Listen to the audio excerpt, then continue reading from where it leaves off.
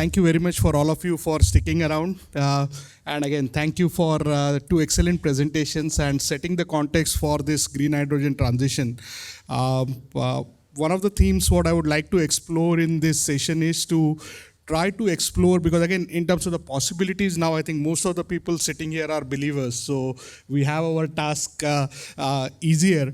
But at the same time, we know what kind of challenges, and Arvind, you presented it very well.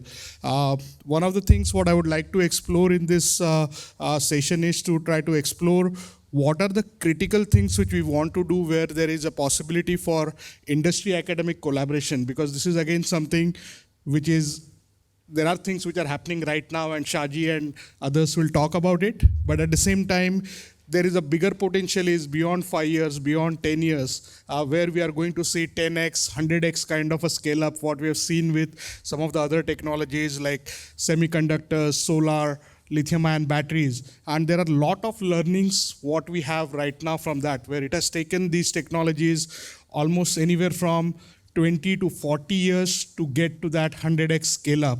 And now we are talking about green hydrogen as an area where possibly we are hoping or we are dreaming that we could possibly achieve that scale up in 5 years time, which if we do, that is great for, I think, the overall clean energy transition. But it is not going to be very easy.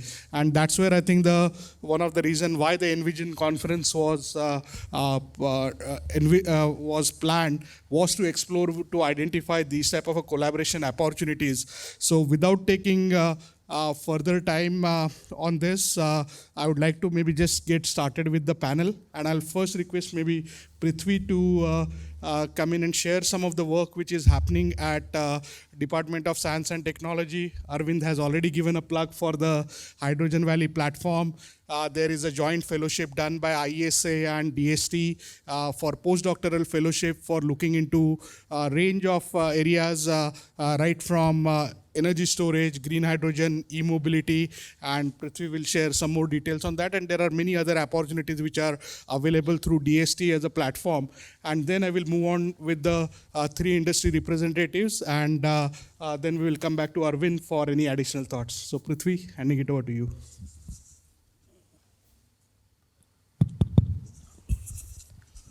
Yeah. Can I have the slide changer as well?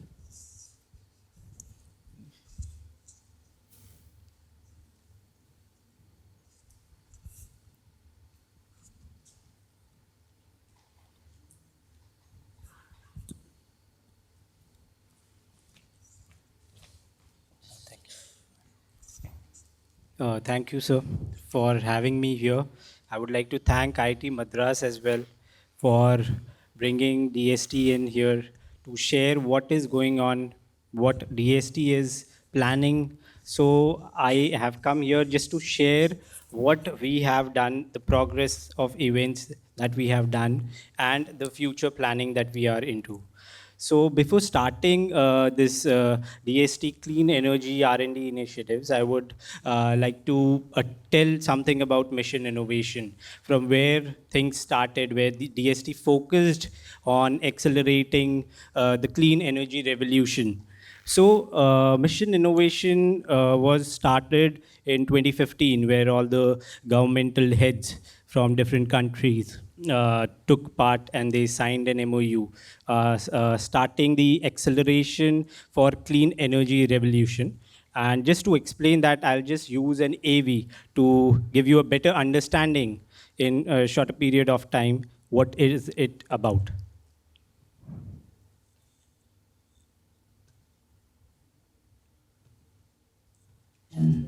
Stone to iron, manual to machine. Today, innovation is at the frontier of the next transition, from fossil fuels to clean energy. Mission innovation is a catalyst, uniting governments, innovators, industries, and scientists on a single ambition: to make clean energy affordable, accessible, and attractive to all. Almost half of the reduction in global emissions needed by 2050 will be achieved with technologies that today are only prototypes. We need urgent action to bring these technologies to scale this decade. Mission Innovation is an action-oriented platform to deliver the technologies capable of transforming sectors responsible for 50% of global emissions. 23 countries across 6 continents are already working together to catalyze global collaboration and innovation through missions that target this decade's toughest clean energy challenges: clean hydrogen, zero-emission shipping, carbon dioxide removal, urban transitions, net zero industries, integrated biorefineries, and a green-powered future. The missions are public-private alliances working to reach tipping points in the cost and scale of the technologies we need to accelerate decarbonization worldwide. Each one brings together policymakers, innovators, investors, and industry to develop the technology needed to support the integration of up to 100% renewable energy into power grids around the world, enable 10,000 cities to slash carbon emissions and create cleaner urban environments, decarbonize 90% of international trade through clean shipping, make clean hydrogen cost competitive, replace 10% of fossil-based fuels, chemicals, and materials with bio-based alternatives, reduce CO2 emissions from the industrial processes, and enable carbon dioxide removal technologies to achieve a net reduction of 100 million metric tons of CO2 per year by 2030. Mission Innovation enables collaboration, knowledge sharing, capacity building, and action, providing a framework to track progress and build confidence in the solutions. Together, we can deliver the technologies we need at scale this decade to make clean energy affordable, accessible, and attractive for all. So this was a glimpse of a mission innovation, and India being a part of this mission innovation, we are trying really hard to come up as Ministry of Science and Technology and to deliver things that are based not only in India but globally. And with that, we come to, I would like to mention some of the major schemes and initiatives by Department of Science and Technology. So these schemes are just a part from Mission Innovation, where we have approx 168 projects with an investment of 585 crores. And these are various sectors where we are planning. So these are the ongoing projects that we are already having, and we are planning much more in the coming years. Some of the programs are like hydrogen and fuel cell program, which started in 2018. So 150 projects were received, out of which we have funded approx 30 projects with an investment of 30 crores. So these are the ongoing programs where we were creating volumes and infrastructure towards hydrogen economy. And last year we have advanced hydrogen in fuel cell coming up program. And this again is an ongoing project of ours with specific areas like production, storage, new material development, hydrogen utilization and refueling, hydrogen fuel cell, and also a very specific area, which is policy framework and hydrogen safety. So we have come up with this where almost 200 proposals were there, and 11 proposals are out there today working working in India, all over. It's a pan-global presence, and 11 projects with a investment of 30 crores. They are there and live.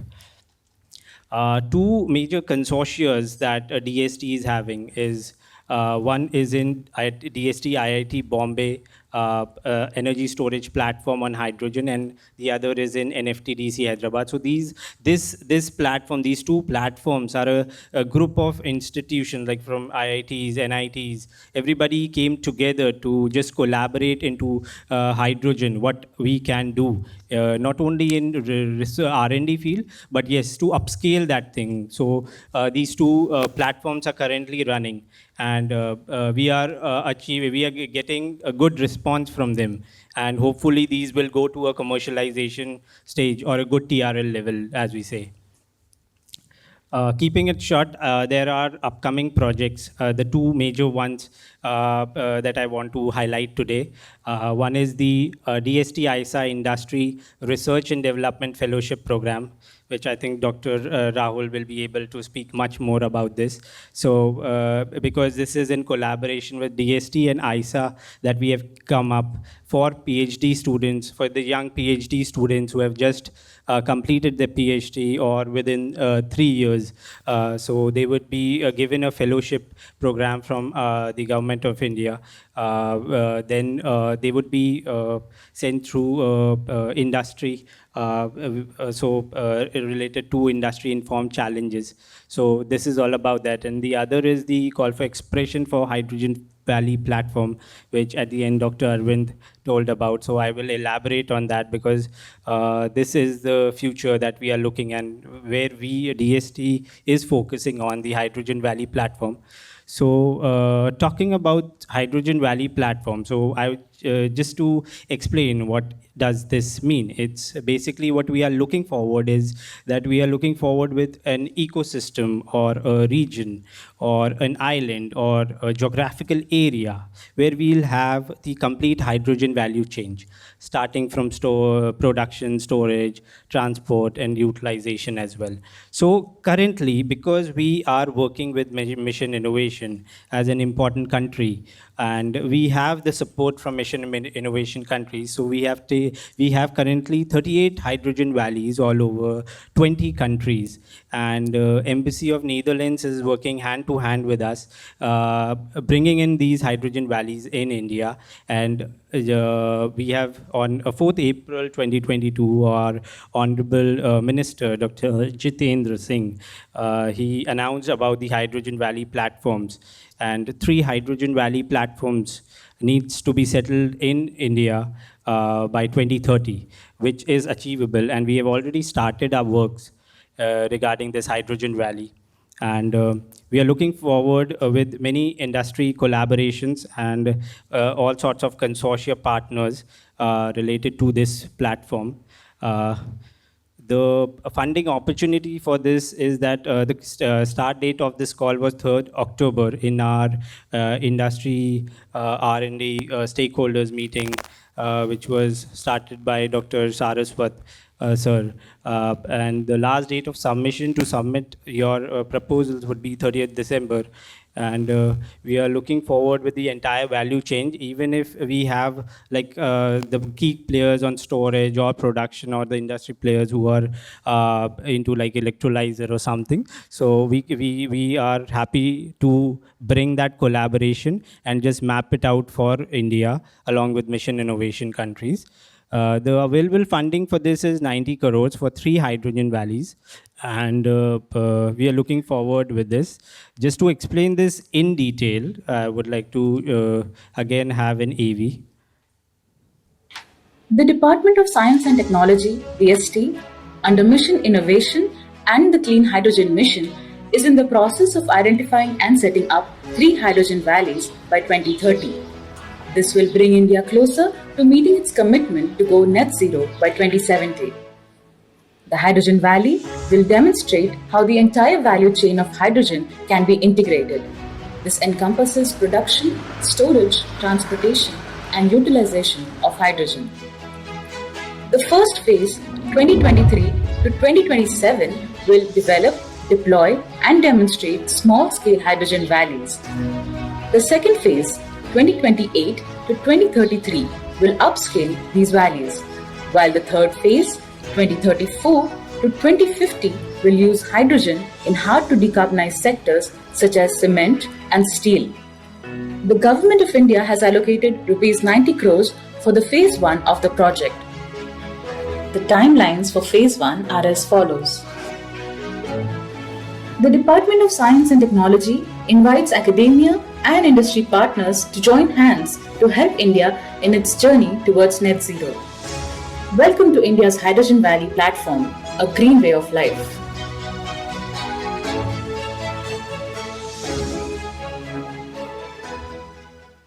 So that was all about DST's clean energy R&D initiatives along with mission innovation. And thank you so much, Dr. Rahul and IITM, to just putting us here. Thank you. Sure. Thank you very much, Prithvi, for providing a quick overview.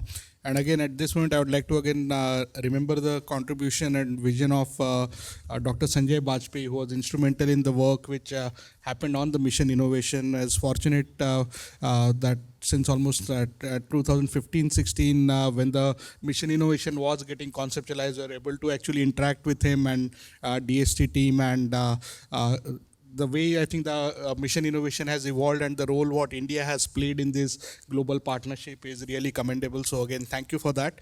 So now switching gears, we'll shift to the industry representation, and we have three perfect representatives where we have Dr. Anuradha representing Cummins, which is one of the giants in the industry, as well as not just in the conventional technologies, but also looking into hydrogen as one of the new areas. They have made many acquisitions in this field, and she will be sharing some of the work which she is leading at Cummins, and also she has spent significant amount of time at IIT Bombay, so she can bring the ideas from that. Then we have Kautam Raj, who is representing Larsen and Toubro, again one of the largest player currently in the hydrogen ecosystem in terms of the EPC work which is happening, and he is representing the green energy business of L&T, which is looking into getting into production of electrolyzers and other technologies as well. And last but not the least, we also have Shaji John, who is representing Ohmium, one of the brightest, still I think we can call it startup. I think the space at which you are moving and with the nimbleness you are moving, and again a very promising company. So we have three representatives from the industry sharing their perspectives. So handing it to Anuradha ji. Sure.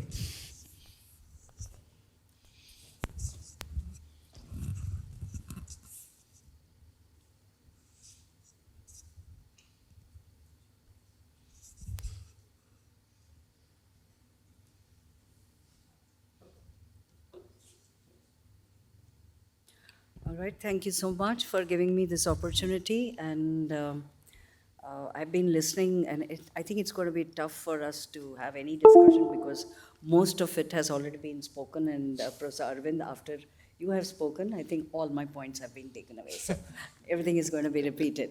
But anyway, let me start with just giving you a little introduction from the company that I come. And yes, Rahul said I'm with Cummins, and I was with IIT Bombay earlier. But that dual hat that I wear makes it very difficult for me to make a presentation in such forums because I don't know, I just slip into each other's the hats very fast. So bear with me if something is out of the way, but I'll try to make it very, very fast. So just to quickly give you an idea, I'm a person who can really run through the slides, so believe me when I say that. So the history of is rooted in innovation. Cummins is a place where it was founded by Clessy Cummins. We are in India for the last 60 years, just to tell you.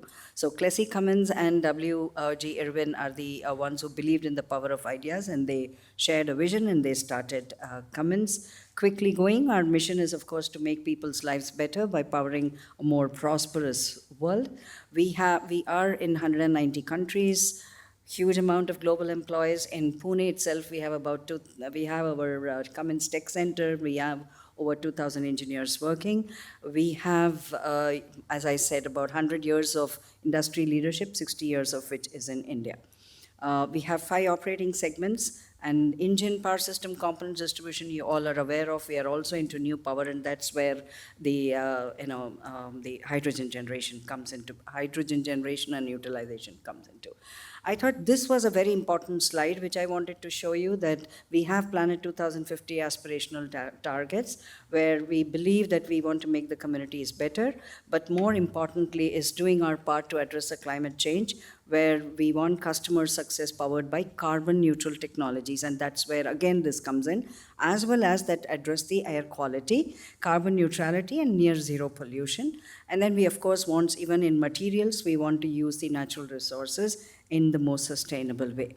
And what is important is that Our commitment is requires changes in our own products and how they are used and how they are made. So we have committed to, this is our 2030 goals, 25% reduction in scope 3 GHG emissions, 55 million metric tons of reduction in GHG emissions from the products in the field, 50% reduction in absolute GHG emissions from the facilities and operations all across the globe, which we have, and 50% reduction in the volatile organic compounds from paints and other operations. This is for the material. Coming to destination zero, so we have a strategy which says lower emissions today. So we are one of the biggest advocates of stringent emission norms, reduce well-to-wheel emissions. So when we talk about the new fuels, including hydrogen, we are very particular or very aware of the well-to-wheel emissions. So what Dr. Rajneesh, Professor Rajneesh, said and what he said falls in place, because it's very important that when we say green hydrogen, we really know that it is green or not. And then, of course, achieve zero emissions by 2050. With that, so what are we working on? Innovate and scale low carbon fuels, decarbonize the grid, so I'm not going to talk about that, develop hydrogen economy, improve affordability, applicability through fuel cell BEV, and improve IC engines. So this is something which probably I'll touch upon. So a pathway, and we believe, I would like you to just look at the middle one, which is the messy middle, and we believe we are there today, India and globally. So we are in a transition, we are in a confusion, we don't know whether we want green, we still don't have, and we know that it's going to take some time. So we are in a mess. It's not easy for us to say, let's go green. It's not easy to go green. There are a lot of other technologies which are required, developments which are required, and that has been touched upon by everyone. Not going into definitions, so let me come straight to this. So the core hydrogen technologies that Cummins works on is hydrogen production. So we create solutions for commercial hydrogen generation. We have many plants which have been set up to generate hydrogen across the globe. I'll show you a few figures of them. We also are working on hydrogen internal combustion engines, and I will give a very quickly reason out why we are doing that. Fuel vehicle systems and powertrains, we're also working on, and stationary fuels. As Rohit said, we have been we have acquired hydrogenics, for example. We have also acquired for solid oxide. So we have been going in that direction so that we are able to address the market and achieve our goals at a faster rate. All right, so these are our product offerings. Someone talked about alkaline cells. Arvind, you did that. So just to say, yes, we have clear product offerings for various ranges, and we are continuously working on them to improve on the efficiencies. I've been very careful in the entire presentation. I've not talked about cost because I will talk technical today here. So HiStat, which is our alkaline PEM cell, we have up to about 10 to 100 nanometer cube per hour. We have, after that, we are using PEM cells. Only till about 500 kilowatt, we use alkaline. And we are still going ahead. I don't know how much of it is clear to you, but it's not clear to me because I don't have my specs. So I have some maths, so I'm going to skip this. I have one slide which is easier. So these are our technologies, and we call it like this. We say alkaline electrolysis is a workhorse, okay, for reasons which Arvind spoke about. PEM cells are our raised thallium, and a very small version of that is our ion exchange membranes, and solid oxide electrolysis are our cross-country hearts. And I think it's a very, for me, when I also did not know about these names, so when I got to know these, I thought they were very well, the name spoke volumes. We have only the first two which are commercial. We are still working on the last two. Quickly, just to show you that we have installations at different places. This is for PEM electrolyzers. We have grown. My idea is not to show you photographs. It was when I was I thought I may have to give a talk, but this is a panel discussion, so I am. So coming to India, our thought is that there are peculiar challenges, especially for the energy source, which we talked about, solar, wind, hydro, and we have announced them, but this is a time where it just occurs to me, okay, I'll just wait for a minute. And then, of course, our climate conditions, the utilization, the demand, the variability because of the mix of grid, and that's again something which Arvind talked about.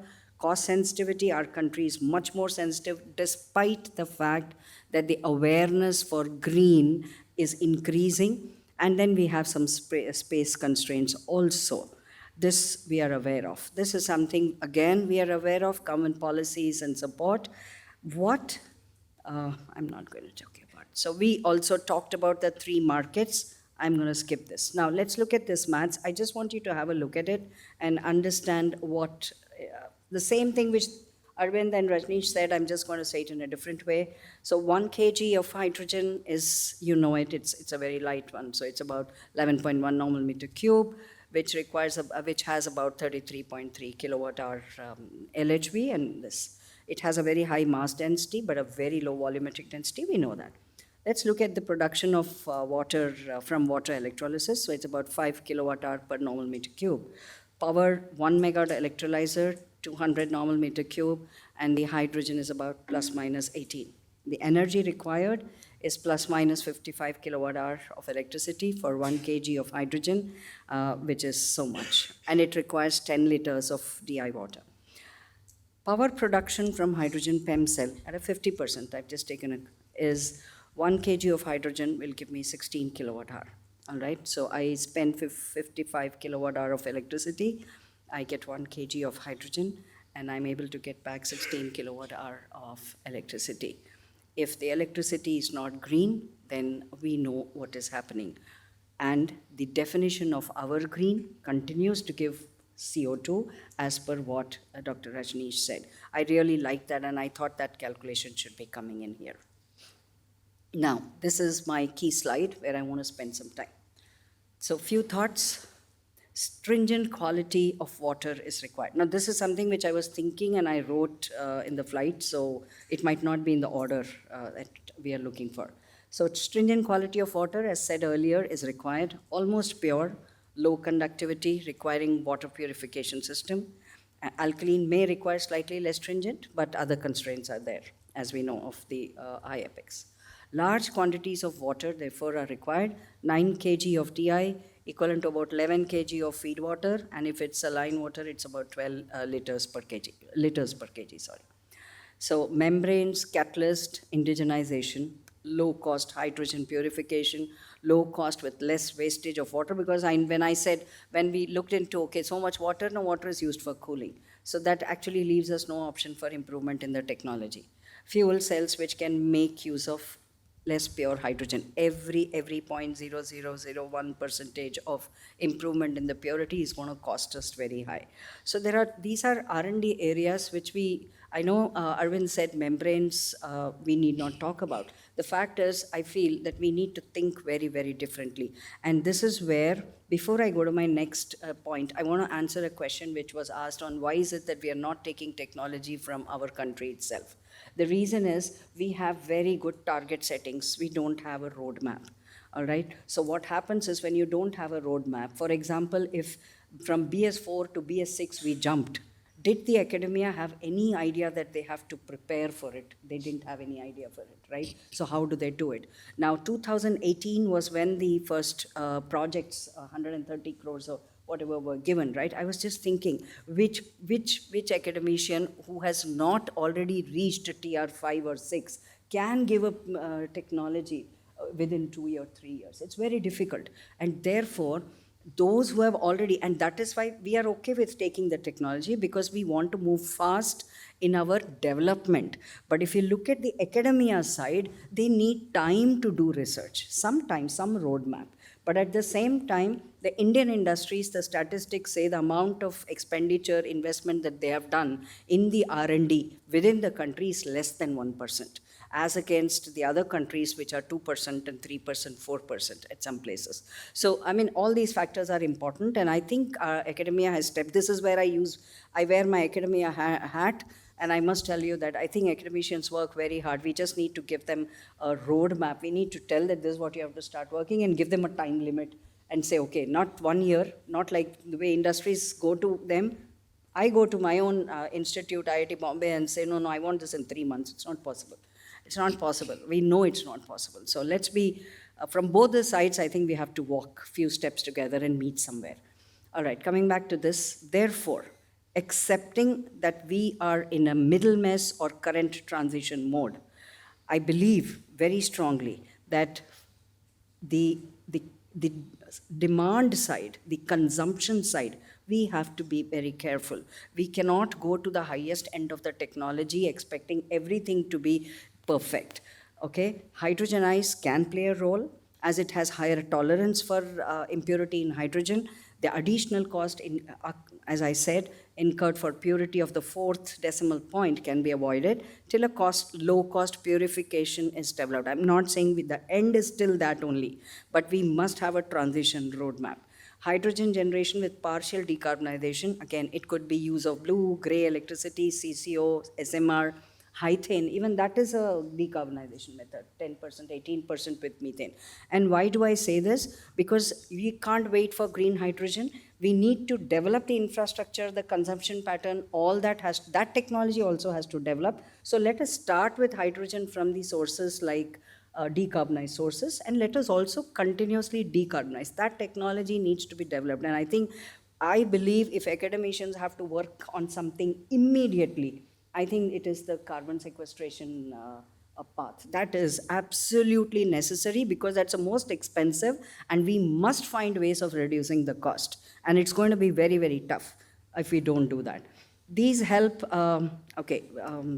incentives, of course, that's the business part of it. Incentives like PLF and the variable gap funding, etc., has to be there. That has to be there so that we generate hydrogen. One is, what do we use to generate hydrogen? Any electricity that we have today, so that I remove my CO2 and I tell the hydrogen generators, don't worry about it now. Generate hydrogen and let the infrastructure and the consumption be well in place while the green hydrogen is moving up, and it should be a neat transition to green energy. We need not fight for getting that green energy because there are the electricity itself is required. That electricity consumption itself requires so much of green energy. And therefore, we could consider FAME subsidies extendable to, fuel cells, hydrogen ice, and others. There's only mobility. There could be other ones which I cannot talk about. So my two highlights: timely readiness, development of capabilities, technology are needed from the academia and research organizations. Indigenization, local manufacturing, reduction in cost. Now, someone talked about improvement in efficiency. I fully agree. And that's where we talk about timely readiness of the technologies. But reduction in cost should also be a target, along with improvement in efficiencies, which are required while we get to green electricity for green hydrogen. Very interestingly, 5 years before when I gave this talk, we said we want green energy, green electricity. To ensure that is stable, let us make hydrogen, okay, as a storage. Today it has changed. Today we want green electricity for green hydrogen. That time we needed green hydrogen for green electricity. I can see that change, so let's all work on it together. Thank you so much.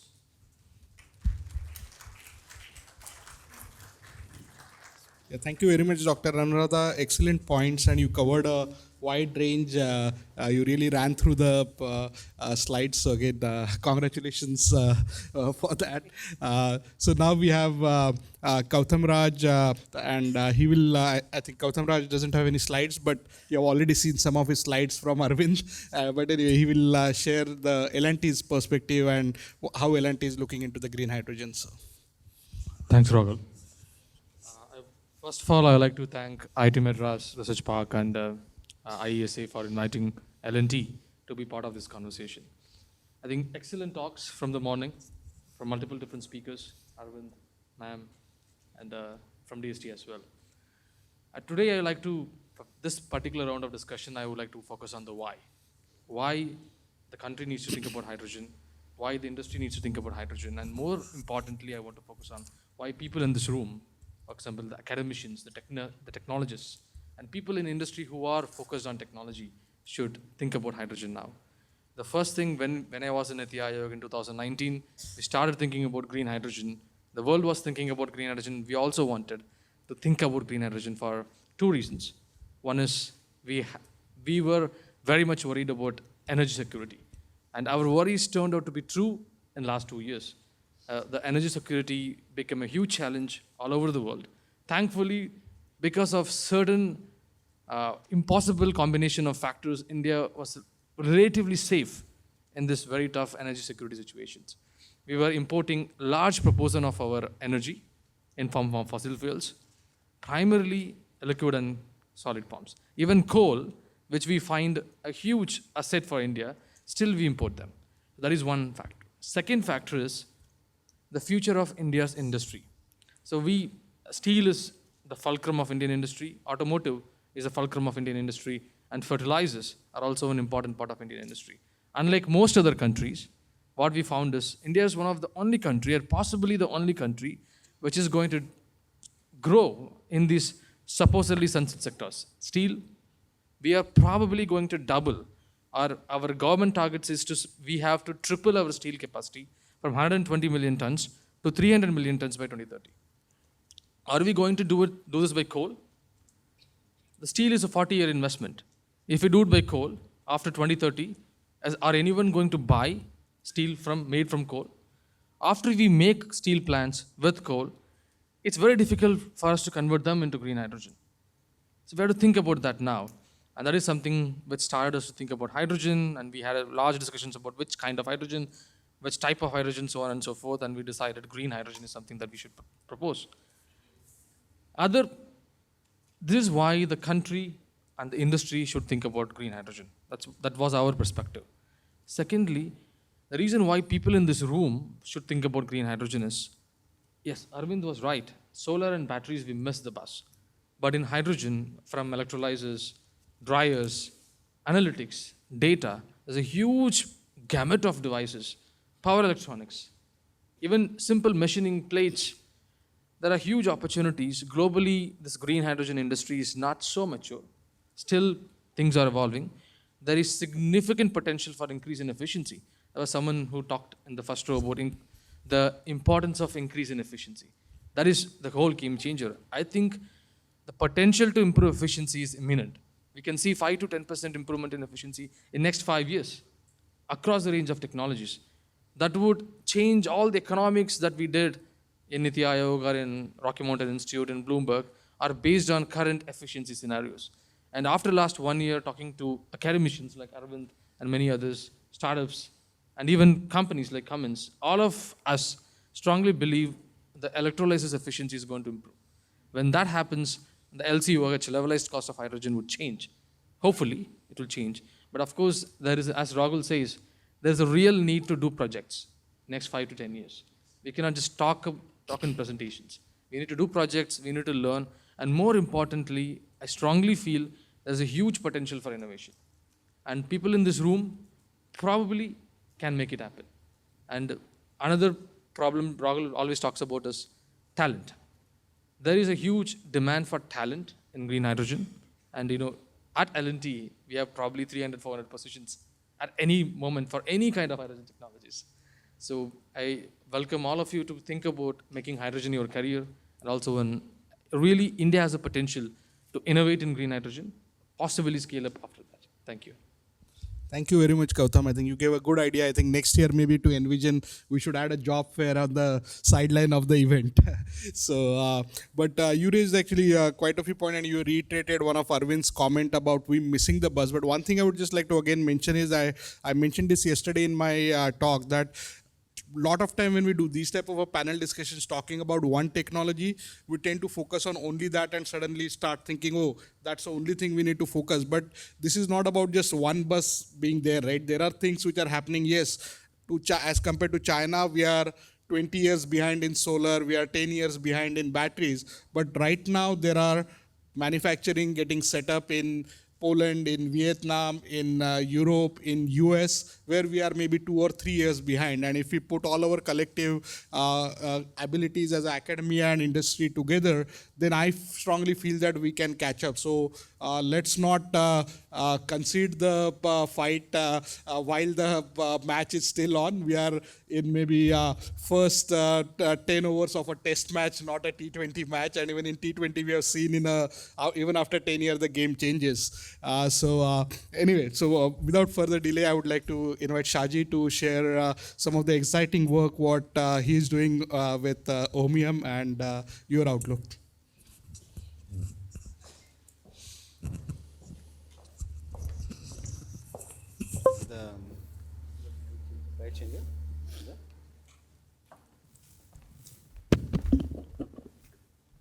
Good evening to everybody. This one. Thank you.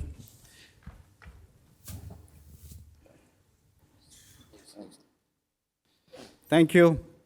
I would start with a quote. Maybe sometimes back I heard that the wars what are being fought today and in the last few years or last few decades are for energy. Do you agree with me or not? Yes. So most of the hand says yes. So that was the history. But they also said that in future the war will be fought for water. Right? So I will come to that sometimes later. Thank you first of all to Rahul, Professor Junjunwala, IIT, to invite me, Ohmium, into this session. I am a hardcore Chennaiite for last 20 years. I was part of L&T, part of Solar Group in L&T, and in the last 5 months I have joined Ohmium. So solar to green hydrogen is something, a dramatic shift, it looks like, but believe me, it's related. I keep telling to my friends and colleagues and seniors that solar is good, but hydrogen is going to be 4 times faster, 4 times bigger than solar in terms of potential for technology, research, academia, industry, consumers, all put together. Now, coming to question on why hydrogen, Gautam has addressed it. I will make it even more little detailed.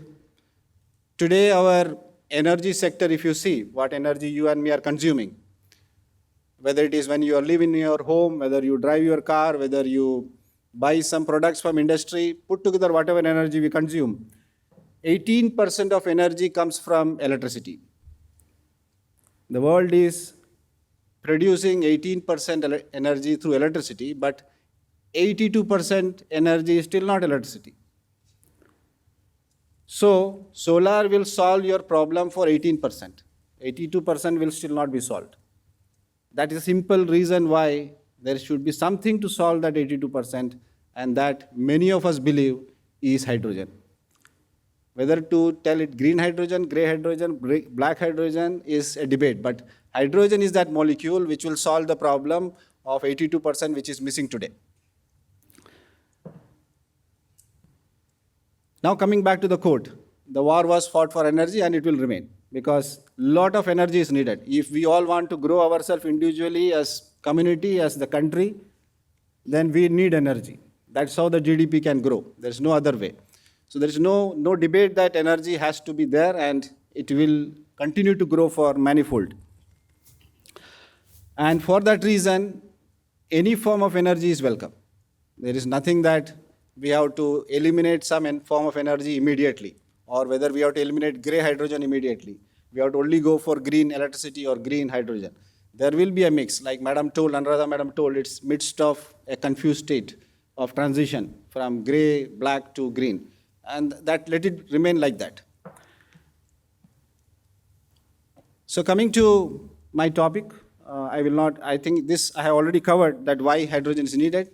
And you can see that hydrogen is one molecule which is going to solve problems around industries, heating, transportation, and giving it back to the power sector.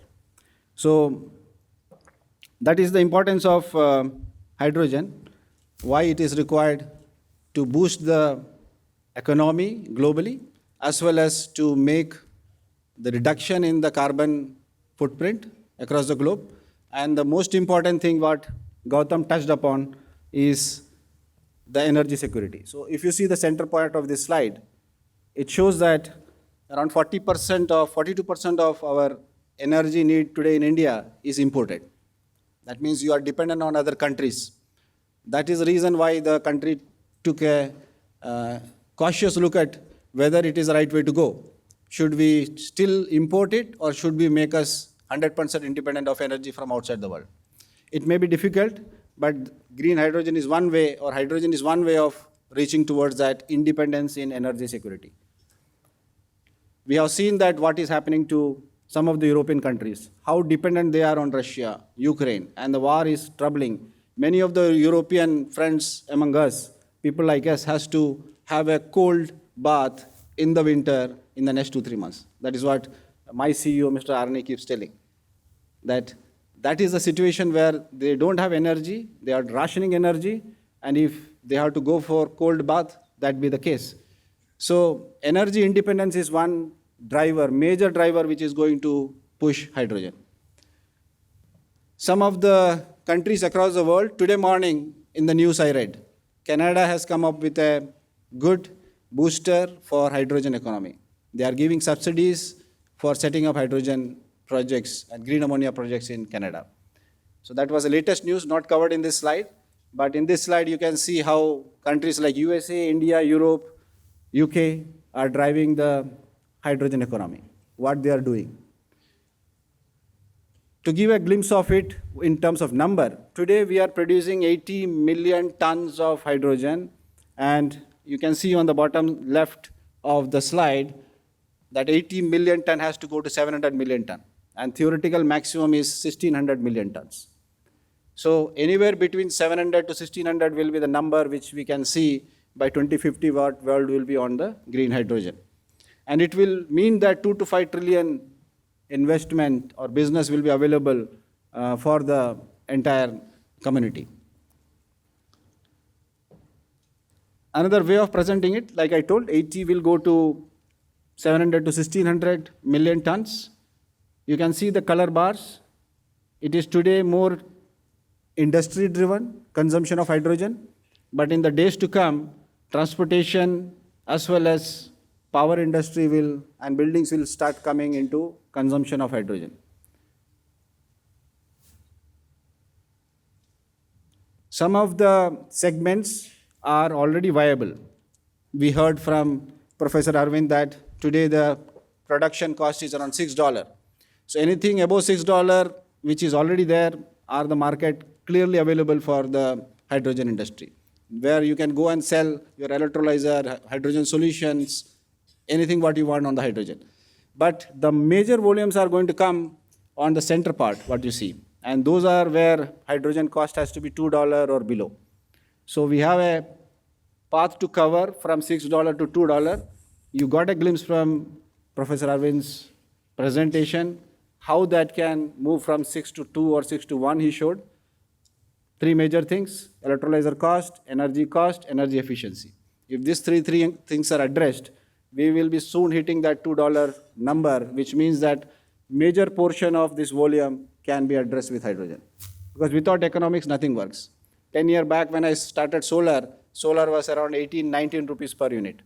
Question was whether you will be at sell at 4 to 5 rupees, which was the supercritical coal-based power plants tariff at that point of time. And today you see, it is not 4, it is being sold at 2.5 rupees. And in some other part of the world, like in Middle East, I saw that it has touched already 1 rupee per unit, solar production. So economics matters. And here is where those type of initiative which will help to reach us $2 per kg or even lower. So what kind of technologies? I don't want to spend too much time.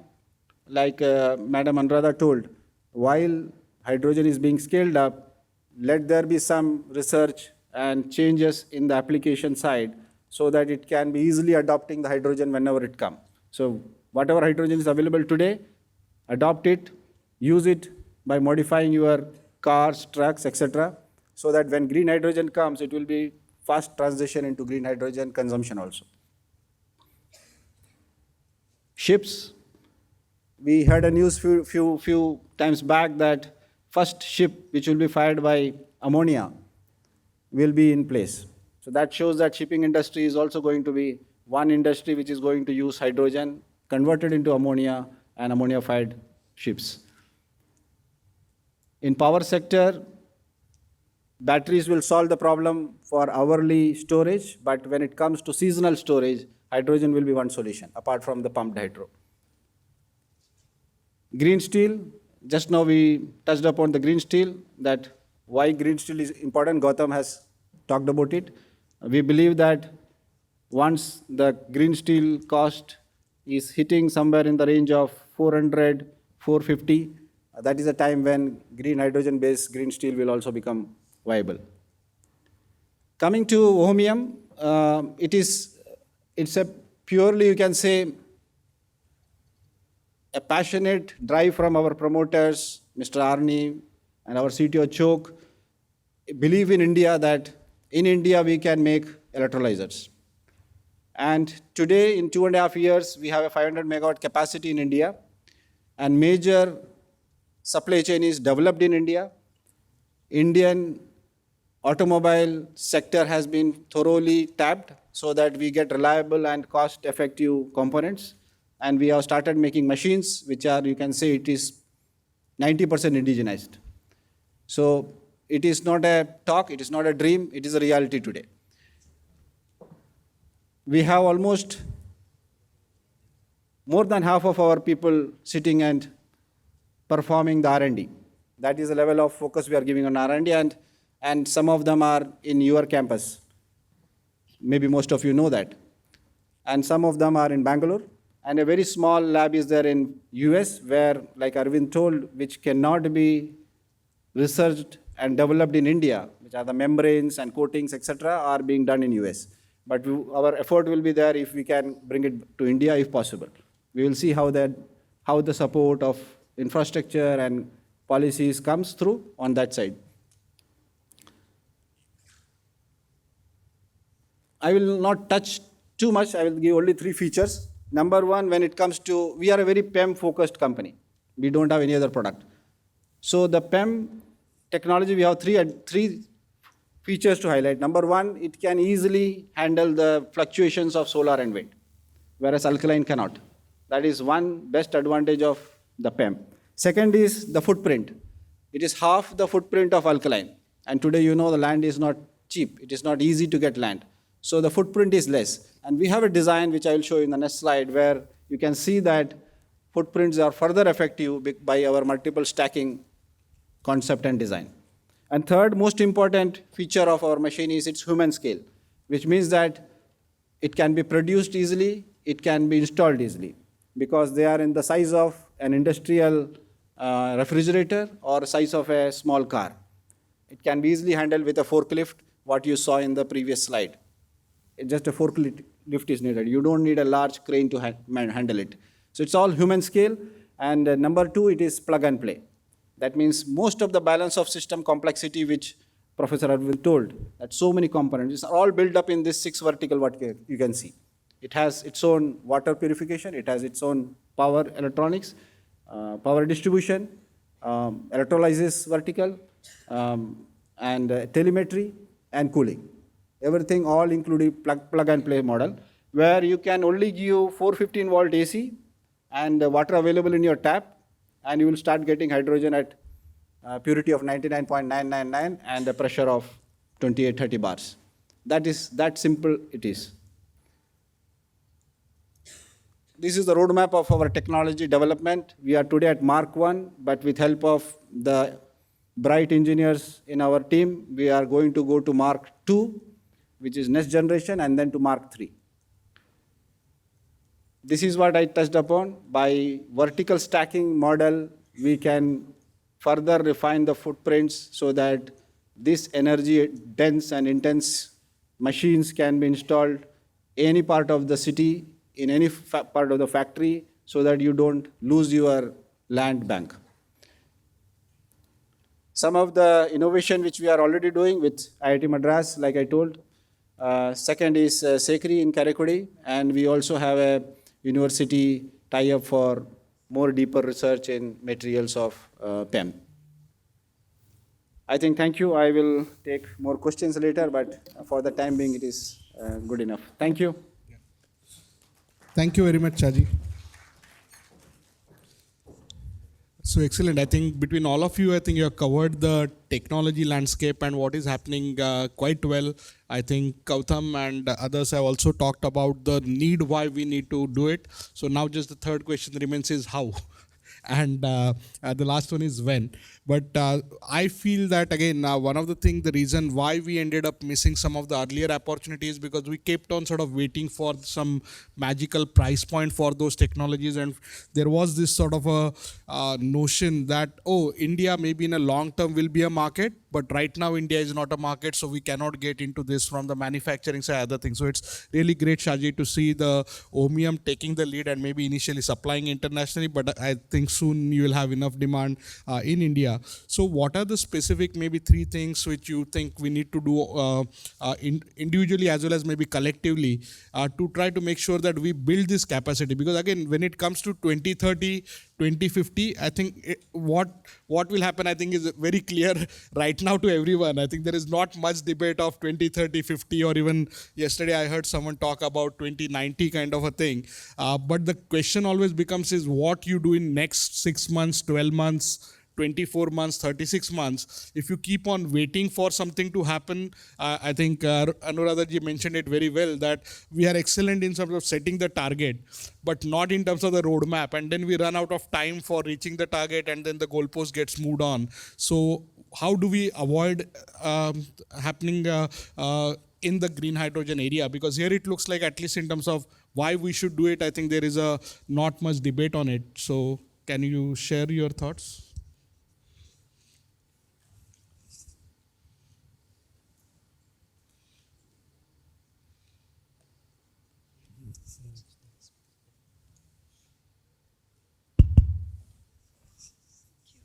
I'll repeat what I said. If our target should be hydrogen, green hydrogen will happen. Okay, because green electricity is happening. That let's leave the green hydrogen to the green electricity, and we should target hydrogen. So once we have the hydrogen as a target for the industry, for the mobility, for be it hydrogen ice engine or fuel cell or steel plant, I think things will move, because I'm worried. One example which you must remember is the natural gas. How during the Asia Cup, World Cup, all Delhi buses were converted into CNG, and suddenly the whole thing stopped because we could not manage it. All right, so we should not come to that situation where we start and we pause. So if we have to keep rolling, let's be very clear about it. Okay. But to play devil's advocate on that, it's not that India does not have hydrogen demand, right? I think if you see some of the sectors which are talked about, like petroleum refining and other applications, you have already 5-6 million metric ton of hydrogen being used. Right. So I feel if we just say that, okay, just use hydrogen, then that is not going to create investments into green hydrogen which is required. So I feel that the decision which were taken by Niti Aayog, MNRE and others on green hydrogen focus is actually absolutely very much right. Yes. That is for generation. Sure. So generation of green hydrogen should be pushed. Yes. But remember that it is clubbed with green electricity. Sure. That is what I mean to say. Okay, sure. All right. And till we get green electricity, we can't wait. Okay. Is all I'm trying to say. Okay. So we need to ensure that while we are pushing green electricity, we really have to invest in use of the hydrogen very, very fast. Okay. Any one of them being ahead will not help. Okay. Any one of them being ahead will not help, is what I feel. Okay. Okay. That's what I feel. Sure. So Kautham or Shaji, you want to add?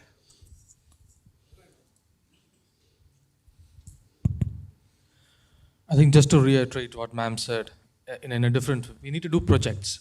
That's what ma'am means. We need to do projects. And L&T being probably one of the largest projects company in this part of the world, I think we are eager to do projects. We want to do projects on our own, but we would love to help other projects happen in every sector. Ammonia, for example, fertilizers, steel, refining. Refining, it's happening a little bit. A lot of oil companies have announced pilot projects of reasonable size, megawatt scale size. Similarly, we need to do projects, and there's a lot of learning to be done. And even to give problem statements to the academicians, companies like Omnium, companies like L&T needs to do a lot of projects, get that learning, and then use those learnings to improve the products. I think that is something that is paramount. But for the projects to happen, a lot of policy enablers are required, of course. A lot of policy enablers are being talked about. But on the other hand, industry should also slightly be more aggressive in investing in projects. So only when we do projects, the ecosystem will develop, the supply chain will develop, the contractors will develop, and on the parallelly, academic ecosystem can also work on innovation. That is something which is paramount, like happened in other sectors. We should not wait for a policy action to be implemented on ground. We should start doing projects and scale up projects. At some point, everything will come together. Yes. That is what we feel. We need to do projects. That's one single thing that is very clear to us. We need to do mega scale projects. Sure. And potentially after 5 years, giga scale projects. Thank you.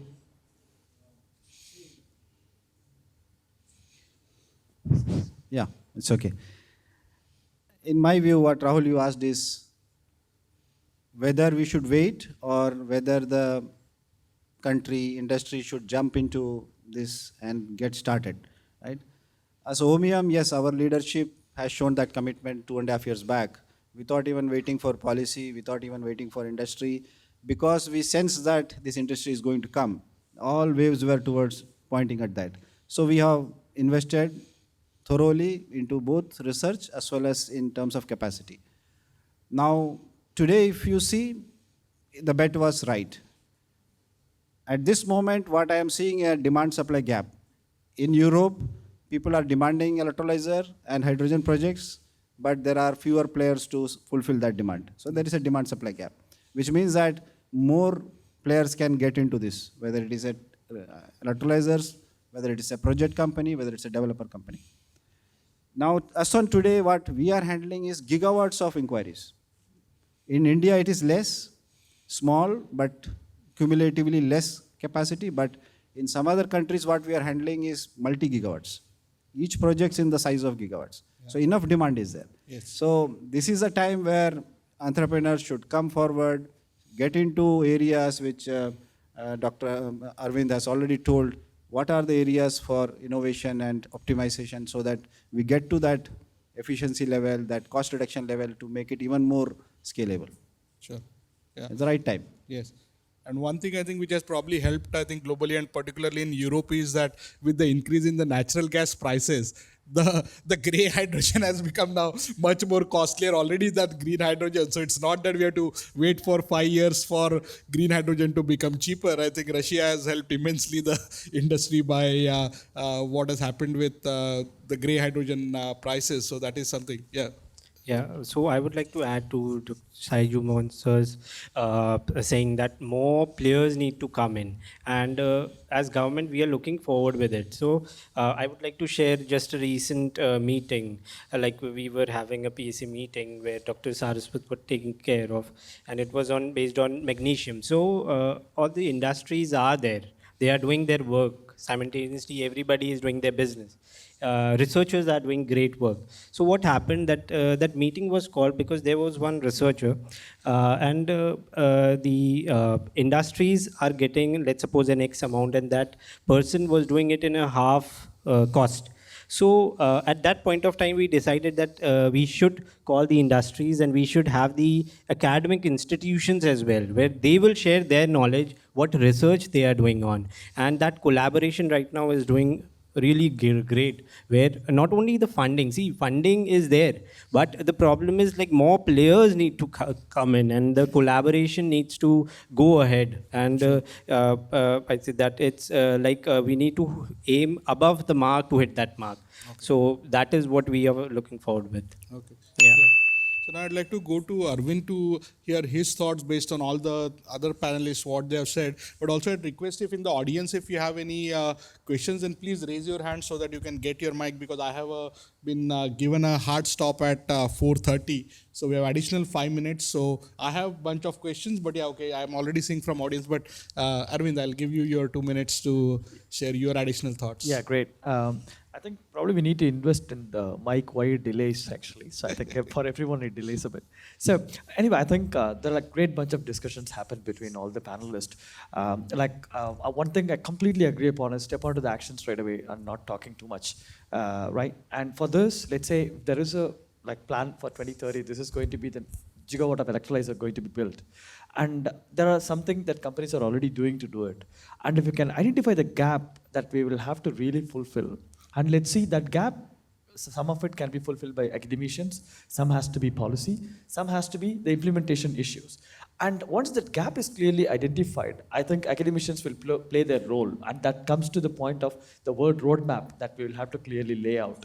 Although like DST gave us a first framework of this concept note through this Hydrogen Valley platform when they proposed this call out. And also Niti Aayog floated this entire the hydrogen mission programs. But then I think there are some areas, I mean the Niti Aayog document really gives a platform, but then it doesn't clearly say what academics have to do, what in implementation part, what is the issue. And if we can do that, I mean even some of us can sit together and really work on that, then ISA has a great bandwidth to really bring people together to really execute it, and DST is enabling these valley platforms. So that will really go into the entire mission of going into the green hydrogen or blue hydrogen, whatever it is, whatever the execution point it is. That's something we have to do, I guess. Otherwise, I feel from the academic side, something is interesting. Of course, I also talk to companies to really come to the decision, whatever I presented in the last but one slide. But then we have to go to more quantitative content rather than a qualitative, this is what I want to do, rather than saying that this is the amount of thing that I have to do. I think that's something we have to seriously come out immediately in, let's say, 3 months' time. 3 months' time is already too long, I guess. I think we should seriously execute and bring that number out. What everyone has to do, and what number we have now, what is the target number, that comes to again the target thing that we talked about. Then academicians will have some role to play. Finally, I want to say that we should also be given the chances of failure. Because one thing that I find is, I think probably among the assistant professors in the institute, I'm sure I'm the one who talked to the most industries in the country. And many of them really understand. And there's a good number of people, they say that you have to make it happen. There was one big battery industry said, there's an issue with these batteries, which is a 40 years old issue. We have 6 months to solve. And it's a 40 years old issue. We cannot solve it in 6 months. And so thing is that when you want to solve that issue, there'll be 5 or 6 different ways to do that, to solve the problem. And we should be executing it. And we should also be given a probability of failure. That's historically, that's where it happens. You cannot be 100% correct all the time. And there'll be 95% of the time we will fail. Thing is that we cannot find that 5% all the time. We have to invest in all the entire 100% and see what that 5% is. I think that's where we have to learn from the Western countries. And with that thoughts, I'll stop here, Rahul. Thanks. Thank you, Arvind. And again, as the ISA, we are happy to support. I think sometimes people just think that as the ISA, we are mainly working on just batteries. But for people who are not familiar, actually, 3 years back, ISA also launched an initiative called MIGHT, Mobility and Infrastructure with Green Hydrogen, and including L&T, Cummins. We have almost 20 plus members who are dedicatedly working on green hydrogen economy right now within the ISA members, and have been very active in working with DST, MNRE, Niti Aayog, Ministry of Petroleum on addressing many of the issues. So again, Arvind, I'll be happy to implement some of the suggestions what you're saying on how we can do more in this area. So now, I think I saw a couple of hands on right hand side. Yeah, we're almost running out of time, but we can have 2 to 3 quick questions. Yeah, behind, I think. From all the industry panel members. Can you also quickly introduce yourself? Yeah, myself, Arijit Biswas, from Research and Development Division of Tata Steel. So we have been working with hydrogen for iron and steel industry, and we have been looked into different opportunities of using green hydrogen in our value and infrastructure. Just to understand that where you make the blue hydrogen stand along with the green hydrogen in the hydrogen journey or hydrogen value chain. Because we can see that some of the technology players like Shell, who are converting their regular SMR into electrified SMRs, and that will change some of the game over there as well. And so just to understand from all the panel members that how you value the blue hydrogen along with the green hydrogen. Right? Am I right?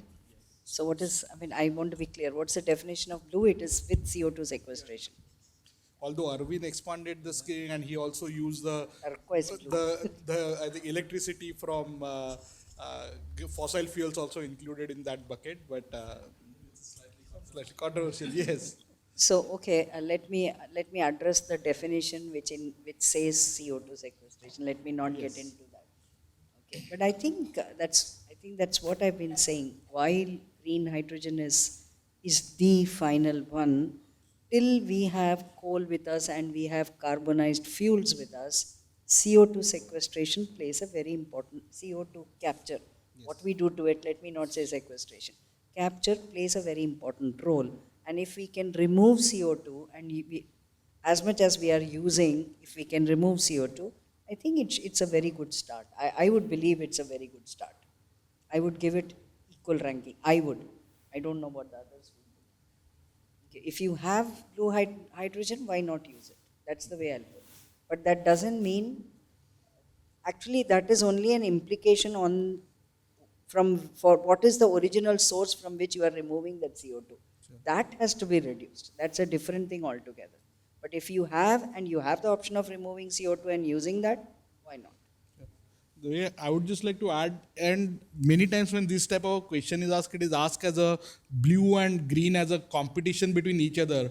But the way I would say it is that you should look at this as a how you are actually making the hydrogen overall greener in a larger sense. So rather than saying that, okay, blue as a way that, oh, we have a blue, so let's not do green, we should do the green, and then whatever is the remaining gray or black hydrogen, use blue to actually decarbonize the rest of it. If you do it that way, then I think we are overall, I think, very supportive of it. But I've seen in past many times that we end up using these type of a transitional things or incremental things as a way for stopping a evolutionary change, and that's something which actually hurts the industry. So as long as we don't do it anyway, for next 5 years, 10 years, green hydrogen is going to be in single digit percentage as part of the overall hydrogen. So there is a lot more scope. It was same thing happened with batteries. Oh, should hybrid electric vehicles be there or should there be battery electric vehicle?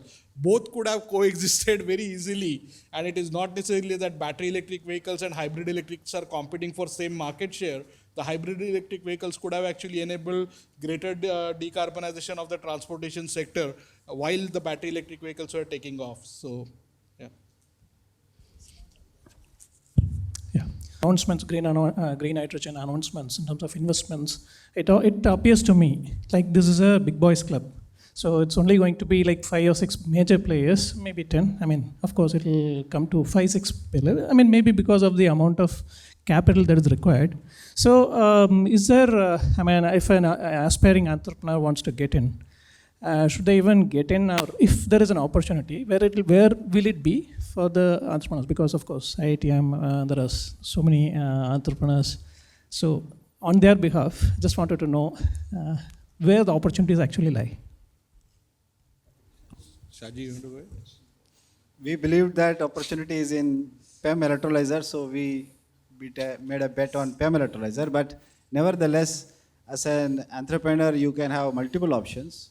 Even if you see in India, I saw 2 alkaline manufacturers, 2 or 3 alkaline manufacturers, and I don't believe that it's a big boys business. It can be started at a medium scale also. But beyond that, there are subcomponents. There are huge amount of subcomponents. Like for us as a PEM, like I told, we are relying a lot on automobile industry to source most of our component, because we made a machine which is as size of a car. So most of the components we are sourcing from that industry. So those components are nothing but coming from southern part of India only.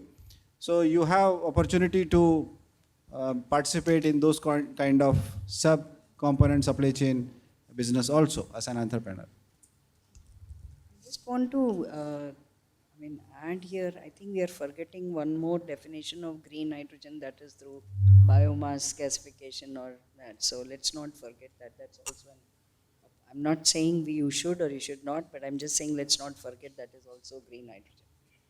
No, again, as an entrepreneur, I think the key is that you will find the opportunity where the big boys are not seeing the opportunity, right? And that's where you will come in, and then possibly one of the big boys will become a strategic investors or acquire. All those things may happen later on when you need to scale up. But right now, I'd say this is a perfect opportunity. In fact, there was a joke, there is a cartoon around, I think most of you must have seen it, that where a professor is asking a question that, I'm going to ask a I'm going to ask a question, but before I ask the question, can someone answer? And the audience, someone says hydrogen. I think we are in right now that phase of it where I think whatever you may want to find, the color, maybe there is some question, but I think the answer generally, I think hydrogen, there is a bigger thing, because as we talked, as Shaji mentioned very well, it is not about just like looking into the electricity and then try to fit hydrogen into it. What hydrogen, especially green hydrogen, is enabling us is to take the green electricity to much wider platform. Two things which I feel we learn from the current example is that in the battery side, in the renewable plus battery side, two examples where we missed out the boat was, one was looking at islands. Because we have been talking about, when will the cost of solar plus batteries will come down to below 4 rupees per kilowatt hour, while there have been islands which have been completely fueled by diesel generators paying 25-30 rupees per kilowatt hour, and last 8 years we have been waiting for the cost to come down to 4 rupees. Similarly, for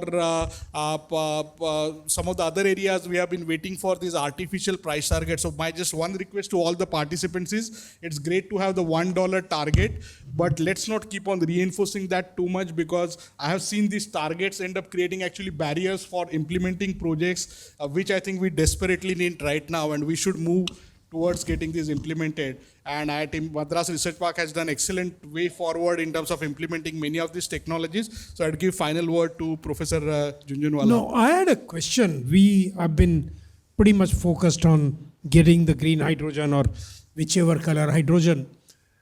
In terms of usage, yes, hydrogen to ammonia is relatively well known. But use of hydrogen to make cement, use of hydrogen to make steel, use of hydrogen even to make aluminum. Where is the technology? Have we really developed this technology yet? These are some of the other major emitter of greenhouse gas emission. Where have we done these technologies? Why are we not focused on these technologies and only on generation of green hydrogen? Generation of green hydrogen is very, very good. And I hope OMM is able to meet the promise that they have putting forward. But then usage of it. Because use of hydrogen in vehicles, small vehicles, it will not happen. Large vehicles may or may not happen. It's very expensive compared to anything else. What about use of green hydrogen for a variety of things? Why not usage of green hydrogen? And that's what I think Kautam mentioned it in his opening remarks, that one of the things is we need the policy direction, because now the reason why there is an interest in green steel is because of what has been happening in Europe. And if those type of demands are getting generated, then I think technology development will follow. Any final thoughts, any of those? I think the green technology, the hybrid, there are technologies which are developed, and it's not a breakthrough technology. Green steel technology is an iteration of an existing hydrogen plus carbon monoxide syngas based technology. The Tata Steel is here, so they would know better. So green steel, green ammonia are iterative improvements over existing technologies. So they are available, but the fine tuning at project level, Professor Junjunwala is right, there is still a need for piloting before we go full steam into green steel, because there is a huge need for fine tuning the parameters. Perfect. So with that, okay, one final one. Is it okay? Or okay, let's take the question during the break. Yeah. So can we take questions during the break? Panelists. Yeah, go ahead. Go ahead. No, I think we can take questions during the break, but we have a small memento presentation. Before that, I want to hand it back to Rahul to thank the panelists. Sure. No, so again, we had a great interaction, and also I think just looking at the background of this, we have seen the reason why this panel I think went very well is also because it's not that we were trying to bring academicians and industry together. I think with Arunadaji, we saw she has been on both sides of it. Kautam has been on side of policy as well as now with the industry. We have Shaji moving in from a big boy to a startup, and we have Arvind as a perfect example of what industry is hoping from an ideal academician and a research partner. So I think this is a perfect, I think, a panel from my perspective. And again, we have Prithvi here in terms of showing, okay, some of the investments and some of the additional resources which can be made available to take these partnerships ahead with the platforms like Hydrogen Valley and the DST ISA fellowship. So again, this is excellent, and I wish that we can take this further. And any of you, if you want to get involved with these initiatives, Arvind already shared his details where he is very much interested in collaborating on the Hydrogen Valley platform. There will be additional collaborators available, and again through ISA, we will be happy to connect the dots and help you in making sure that India does not try to follow the catch-up game like what is happening with solar and battery ecosystem right now. But with green hydrogen, we can be there within next 5 years amongst the leading countries. So thank you, everyone.